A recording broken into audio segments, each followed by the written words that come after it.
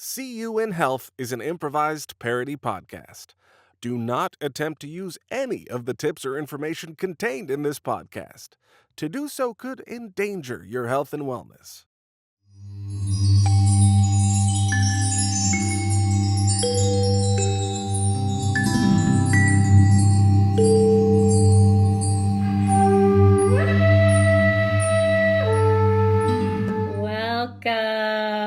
Welcome, everybody. Yay, you-yous. Hi, you-yous. Yes, another week has commenced. Without our permission. Well, that's the wonderful thing about Mother Earth and Father Moon.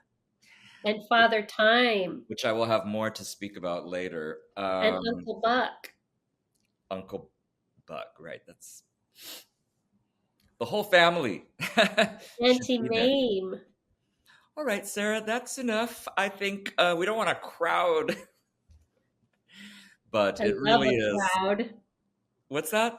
I love a crowd, Seth. You know that. A crowd. She does, folks. She loves a crowd. She just wants to be right in the middle of a hovering mass of humanity. I don't understand it, but that's our Sarah. Well, you-yous.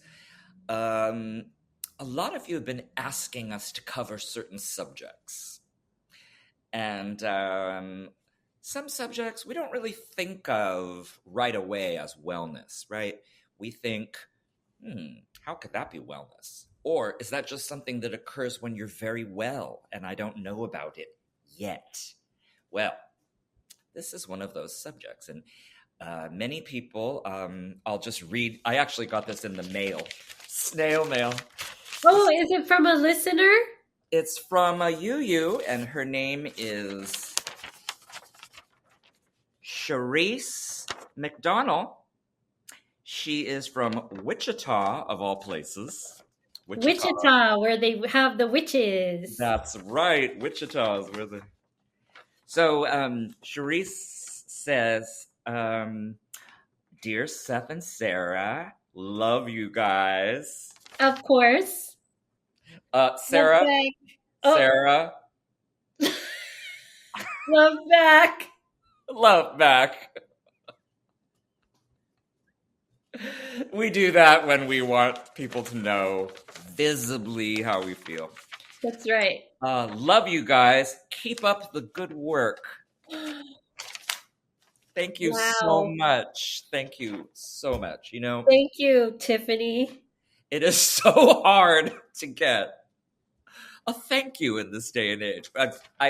We check the mailbox daily, and often it's a cobweb. And one time, even a little spider crawled out and bit Sarah on the wrist. She was out of commission for quite a few days because she's allergic to that form of spider. What was it called? Bad link spider. And so we're over the moon when we find a letter saying thank you and for us to keep up the good work. We think of it as the good work. We love you, Harriet. Thank you so much. Her name is Charisse. Oh, right. I always get those two mixed up. They're close. They both have an H in them. Yeah. So, I've been reading a lot about astral projection lately and would like to know if you two are practitioners, and if so, would you mind doing an episode about it? Well, Charisse, what do you think? You're in luck. You're in the right place. You know what's so crazy, Seth, is that we already planned to do astral projection for this episode, and Charisse asked us after we already did it. How in touch are our you-yous? It's like... Yeah, you. Very in touch. We do send out a brain vibe every night when we do this. It's not just... what do you call it? Digital. But there is something to be said for us being on the same plane. Yes. We're on the on the same same playing we're on the field. same plane. Yeah. Yes. Yes. Thank you so much. So we are both practitioners. We came to it in different ways. Um, one on purpose and one quite by accident. And it was one of the first conversations that we had when we met years ago at a bubble blowing conference in Colorado. We both found that we have astral projected. Now, isn't that amazing, Sarah? I mean, it's amazing, yes, and it was meant to be. Yes, yes, absolutely. We believe that everything is meant to be. We believe in fate. And we believe that there is a grand plan. This is my Plan. plan. It's a big triangle. And you know, triangles, pyramids are very Pyramids are energy. they're a great way to sell things They're so good. because the person at the top, they get all the money. And then if you're at the bottom of the pyramid, you don't get as much money. And then like cheerleading has pyramids too. And if you're at the bottom, Right. you're like holding everybody up. If you're at the top, you might fall. So Yes. like pyramids have a lot of things They about are them. from ancient times. Ancient wisdom is best. Ancient wisdom. And of course, the Mesoamericans, the Egyptians, why, even the Chinese had pyramids at one point or another in their origin. And so today we know that they are quite powerful. They are, especially like if one fell on you, like a pyramid fell on you of any kind of the pyramids fell on you. Even that show, I think it's called $100,000 Pyramid. If that pyramid from that show falls on you, it would hurt. So that you're right, Seth. They are very powerful and they can hurt you. So just That's be not exactly careful.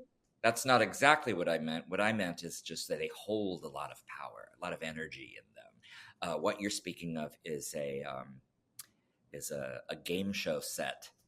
That's probably But I more. meant the other ones too, like the cheerleading pyramid. If that falls on you, you could Well, get yeah, hurt. if a bunch of girls fall on you, it's going to hurt. Well, there's boys that cheerlead too, Seth. I think That's we true. Mea culpa.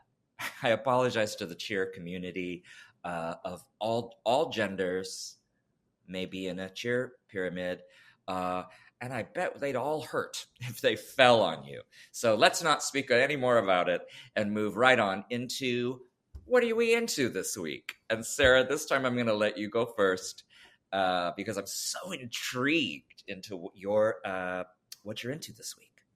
Well, I certainly appreciate you letting me go first, Seth. It feels really nice. So the thing I'm into this week is just like having cats follow me, and so I'll be like outside and there's like a lot of cats around, and then I will have already found like an empty tuna can that maybe I put in my pocket. I will have found it just in kind of my rummaging. And then they'll start to follow me. And what happens is, in addition to cats, I get other friends from the animal community who are following me. So I'm really into, I guess I would have to say, animals following me, Seth, because it really is now. There's deer, which I didn't know deers like tuna, but I guess they do. There's dogs, which dogs, of course, like tuna.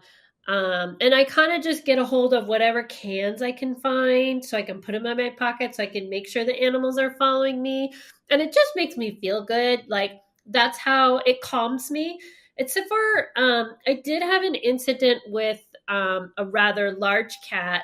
Now, this turned out to be a bobcat, which Mm. I Mm. didn't know. And so this cat really had a tight hold on my skin and my face. And they Sarah, did have to pry what? it off me from the paramedics. And so I did try to throw the Question. cans, but I'm it was sorry. too late. Question. Yes. The paramedics had to remove a bobcat from your face? Yes, because I didn't realize that it was a bobcat. So do you get it? I didn't realize. Oh, I So get that you didn't realize that it was a bobcat. What I'm wondering about, like, the how long the cat had your my face teeth. as you were waiting for paramedics to arrive, and Well, who called them, who found it, how did this, you look yes. fine. I don't know when, is this This an is old story? Is I this an have old story? no, I have a Halloween mask on my face right now. I don't know if you could tell. It's like they have Oh, really natural ones, like the movies like Face Off. So you can yes, go I to know this place and movies. they'll do like a plaster cast that they then make. Oh yeah, see, you're trying to Plaster keep yours cast. off. And then they'll do like a rubber one. So I'm You wearing had a that rubber made face. before the bobcat attack? No, after. Then how is it, did you not have a rubber Oh, it injury? hurt. It hurt to have it done. It hurt a lot. But they were kind enough. So what had happened is at the hospital they did have to put a cast on my face, Seth. And so I Sarah, said, "Hey, since you're already putting a cast on my face, can I Sarah, use that?" And so Sarah, I don't but believe it. First of all, if you have an injured face to the degree that a wild animal has had you in a death lock on your face, I don't see how. Well, first of all, I don't know how you were talking at all. Secondly, let's say you were asking a medical facility to make a plaster cast of your face while it's injured so that you can make a rubber mask off of it to cover the injury. It would be an injured face. so I feel a little and I just want to be honest, Seth, I feel a little like you're victim blaming here. And I I don't just blame. think I I don't blame you. I don't blame you.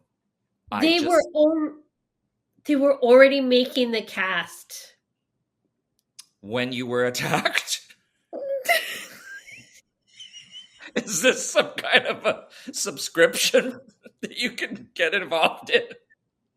Hospital will make a cast of you just in case. I already asked you that question, by the way. I said, were they already making it? No, I'm saying they were already making it because of my injury.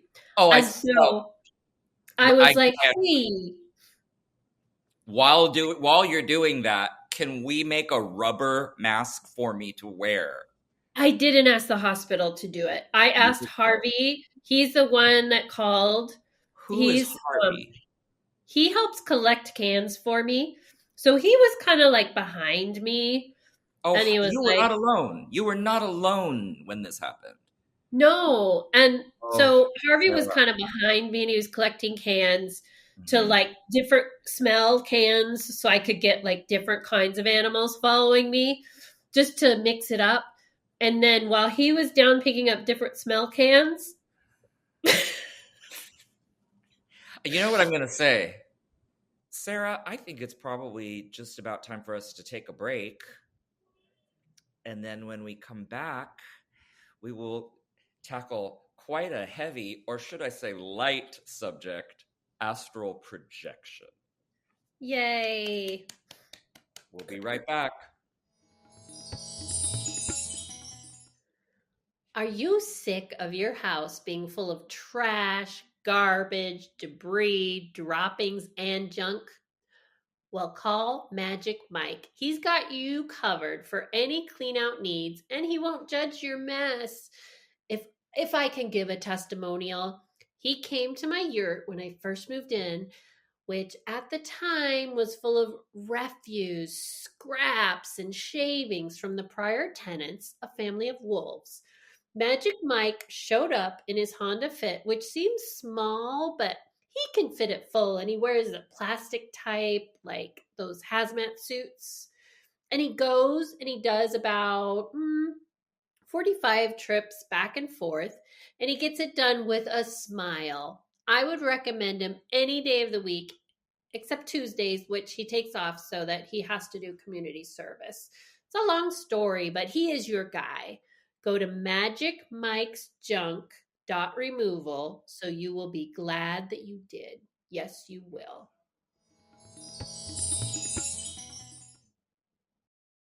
All right, so astral projection has been around since time immemorial.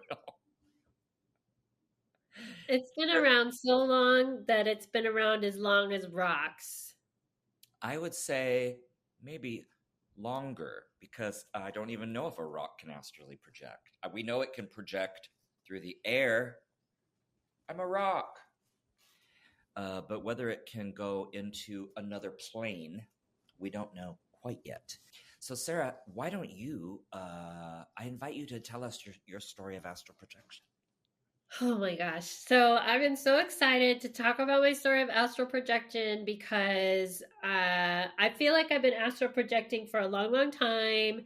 And we even talked about how Seth and I met and we were like, you astral project? You too. Like that was almost the first thing we said, even before hi or excuse me or sorry for bumping you. Sorry, I knocked you over, all of that.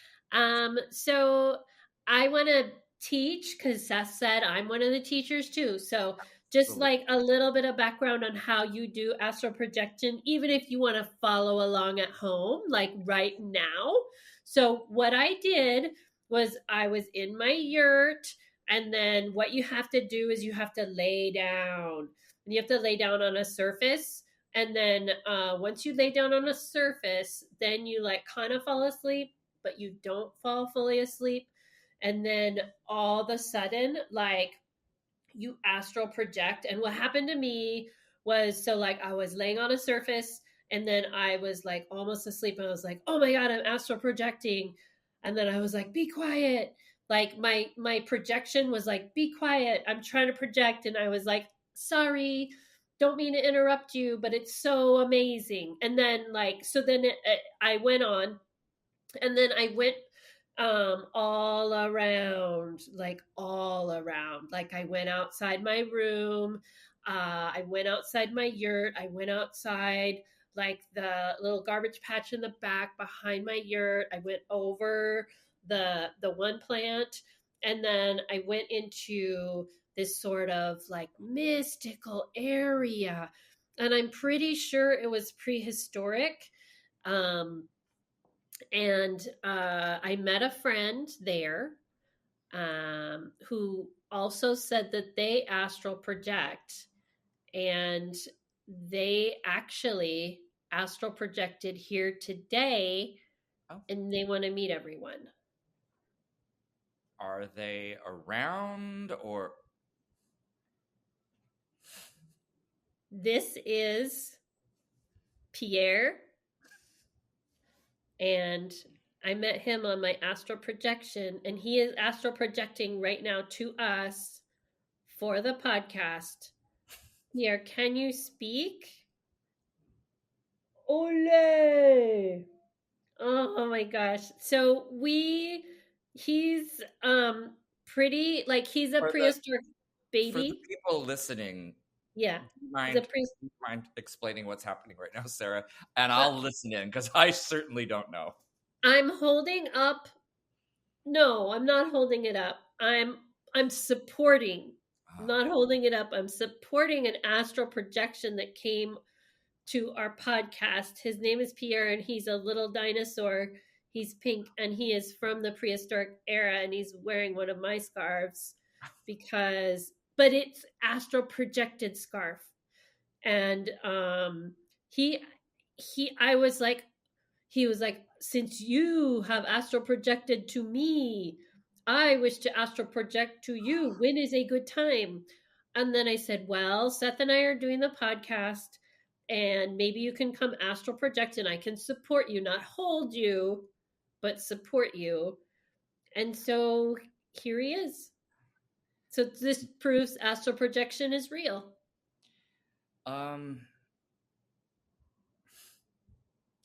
Sara, I don't know what to say. I take astral projection very seriously. And it appears to me that what's happening here is amazing. Is that the word you're looking for? No. It's almost like it's like a reaction. You're having some sort of a reaction to the fact that we're going to share something. Maybe it's too personal for you, or maybe it's something that you want to. What? I just gave Pierre a big virtual hug. Virtual? Because he's astral. He's not here. I don't even know if I want to share my experience now, because basically I think you're holding some sort of a stuffed animal, and you are claiming that it is an astral projected being. Do you, named Pierre, who speaks English and comes from the dinosaur period? So, I mean, I don't even know how to follow that. Well, Seth, I mean, this is astral projection is real, and we all have different ways we do it. And clearly, when I woke up, he was here, and I can't explain it. Maybe Harvey brought him. No, Harvey is in the penitentiary. What? Why is Harvey? You know what? We already put that to bed. I have no questions about Harvey. I guess what I want to know is, you were in the middle of telling us something that I was very, very interested in hearing. I wanted to know, because I myself have astral projected throughout my life, throughout my very life. Can you put Pierre down, or ask him to move? I don't know how to handle a projected. Pierre. It's very distracting, is what Seth doesn't. Pierre, Seth doesn't want you here. Thank you. He's gone, Seth. Thank you.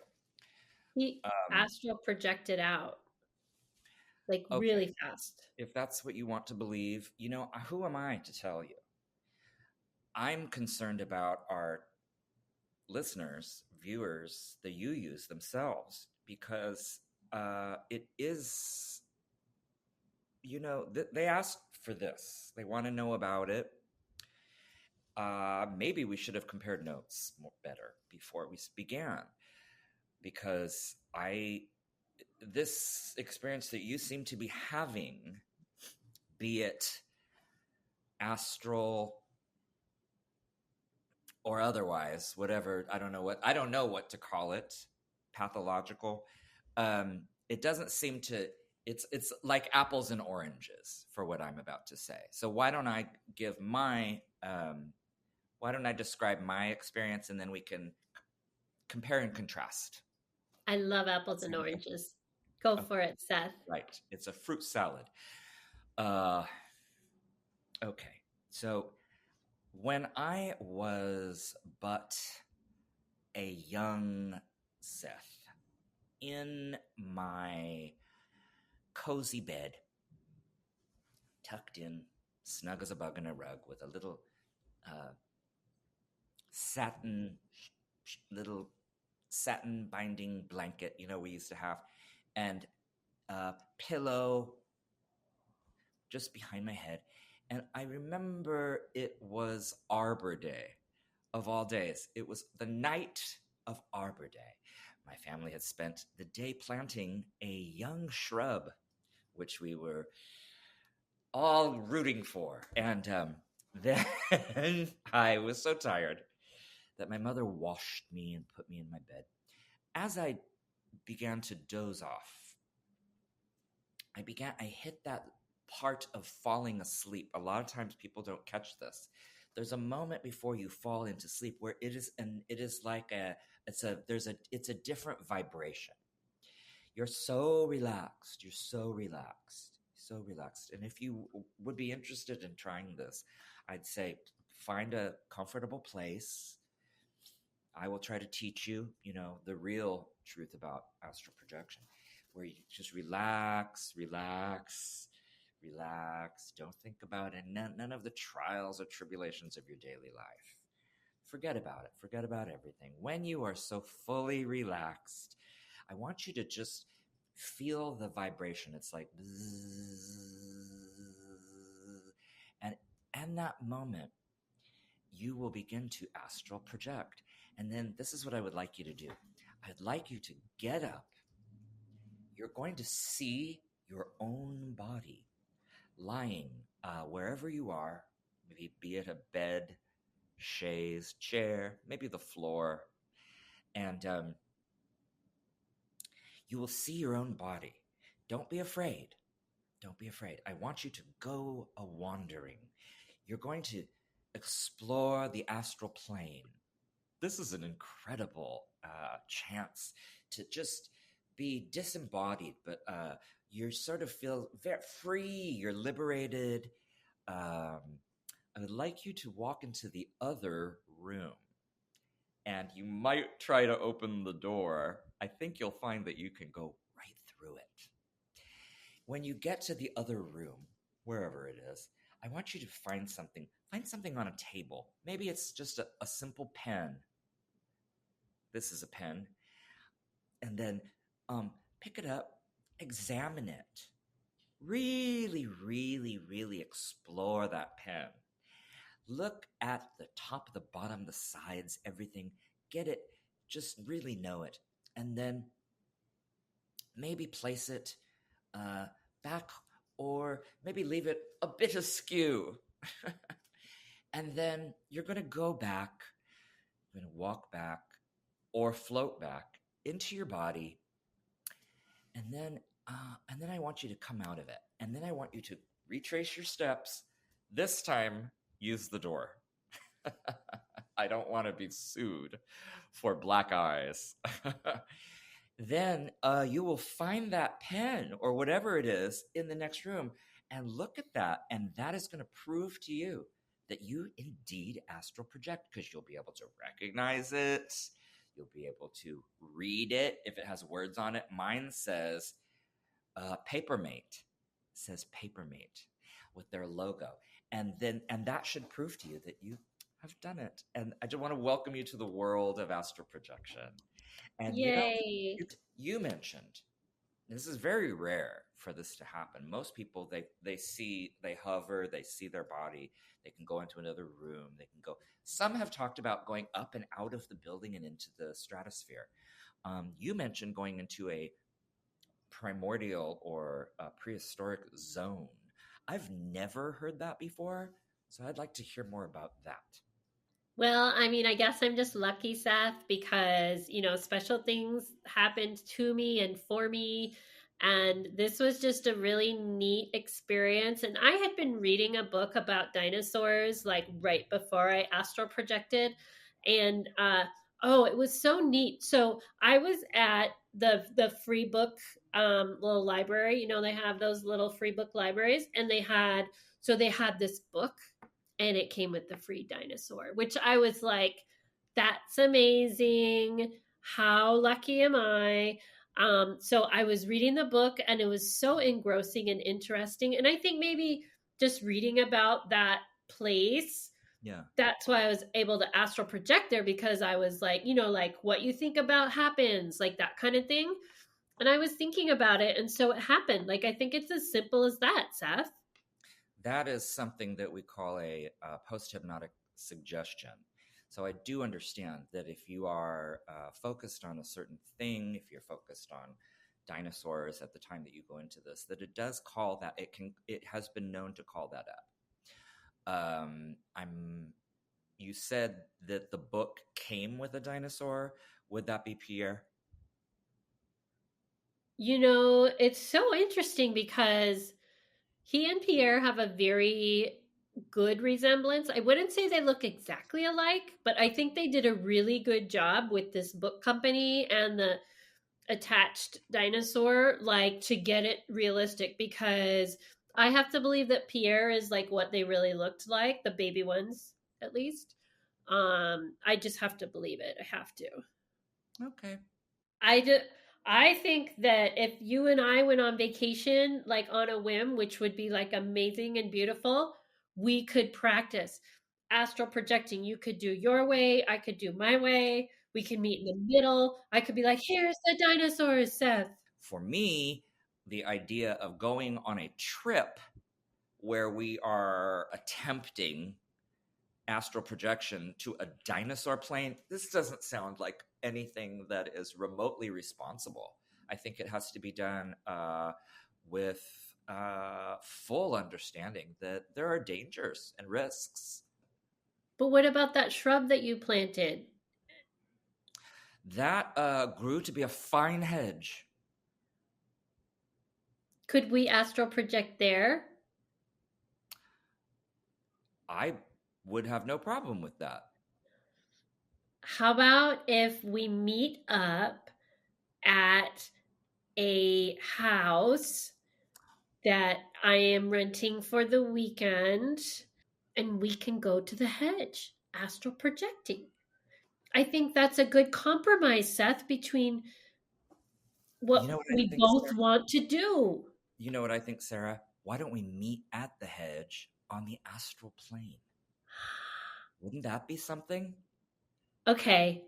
Yes, I'm in. I am so in, Seth. Oh my gosh, you had me at hedge. Great. I'll see you at the hedge. I might be a little bit late.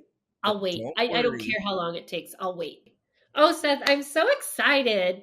Yes. Well, I will see you by the hedge, but we will see you in hell.